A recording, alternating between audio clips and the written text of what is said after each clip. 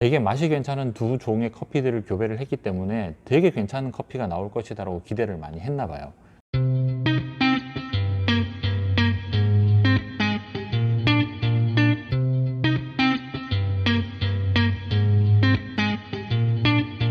안녕하세요. 카페비하인드 김 사장입니다. 오늘은 커피의 품종에 대한 얘기를 좀 해볼까 합니다. 우리가 인터넷이나 카페에서 원두 커피를 구매할 때 스페셜티 커피 봉투를 유심히 보시게 되면 커피의 이름도 적혀 있고 생산된 지역도 적혀 있고요. 재배 고도 이런 것도 적혀 있지만 빠지지 않고 적혀 있는 것들이 커피의 품종입니다. 네, 이렇게 적혀 있는 거는 이유가 있겠죠. 품종마다 약간씩 그 고유의 특징적인 맛들이 좀 있어요.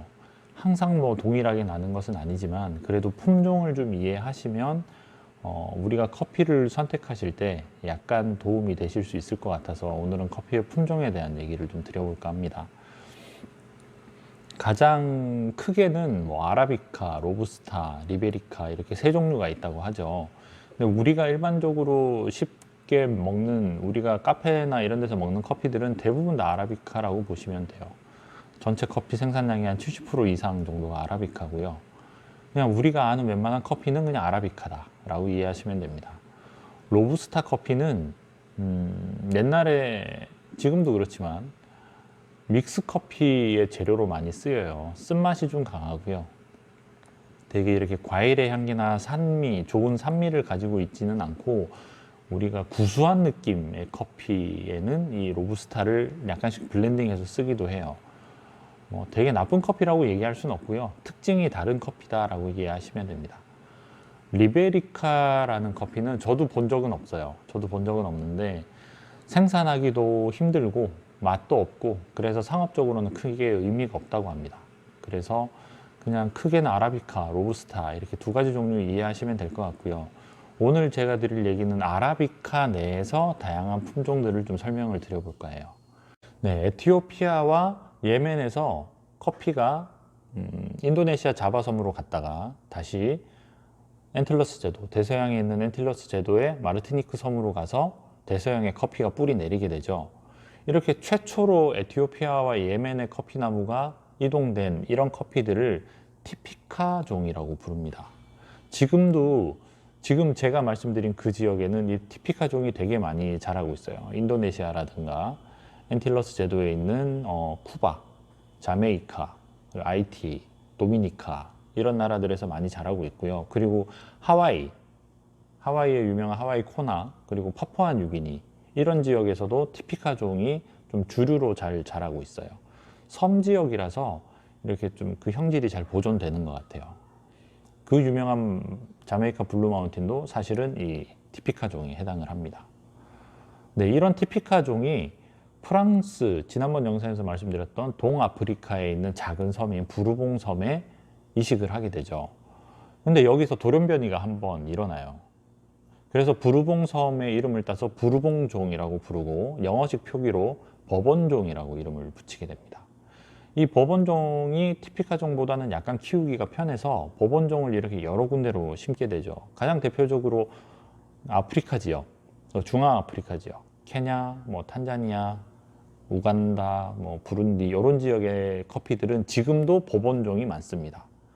버번종 그리고 버번에서 약간 개량을 한 종들이 많이 나와요. 그래서 아프리카 지역에 중앙아프리카 지역에는 버번종이 대세를 이루고 있고 그 버번종이 중남미로 이동을 해서 브라질에서 키우고 있었는데 거기서도 돌연변이가 또 한 번 일어납니다. 이 티피카종하고 버번종은 맛은 되게 괜찮은데 이 병충해에 약하고 작황이 좋지 않다라는 단점이 있다고 하거든요. 그런데 다시 한번 돌연변이를 일으킨 애가 의외로 병충해에 강하고 작황도 좀 괜찮은 형태로 돌연변이가 일어났다고 해요. 그 종을 카투라라고 부릅니다. 이 카투라 종은 현재도 중남미 지역에서 상당히 많은 생산량을 기록하고 있는 종이고 우리가 알고 있는 중남미 지역 커피에는 카투라 종이 쉽게 발견할 수 있을 정도로 되게 대세가 된 종이라고 볼 수 있어요. 물론 버번종도 많이 나오고 있어요. 저는 개인적으로 버번종을 되게 좋아하는데 과테말라나 엘살바도르 같은 나라에서는 버번종도 많이 지금 키우고 있습니다.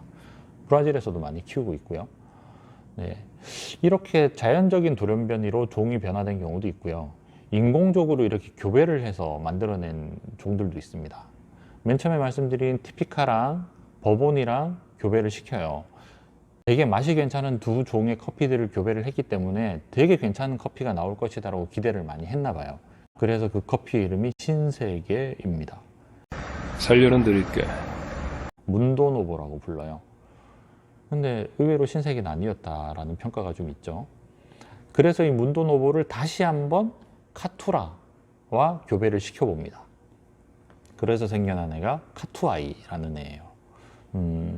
이 문도노보랑 카투아이는 약간 생산성을 기대해서 만든 커피인 거예요. 워낙 맛은 좋았는데 키우기가 어려우니까 좀 쉽게 키울 수 있는 생산량도 많은 나무들을 개발하기 위해서 문도노보와 카투아이를 이렇게 만들어 본 거죠. 지금 말씀드린 이런 커피들의 종들이 우리가 흔히 먹을 수 있는 커피들의 종에 많이 분포되어 있습니다. 그리고 또 재밌는 일이 일어나는데 티모르, 파푸아뉴기니, 인도네시아 옆에 있는 파푸아뉴기니 옆에 있는 티모르 섬에서 이 로부스타 커피와 아라비카 커피가 약간 섞여서 교배가 되는 현상이 벌어졌어요.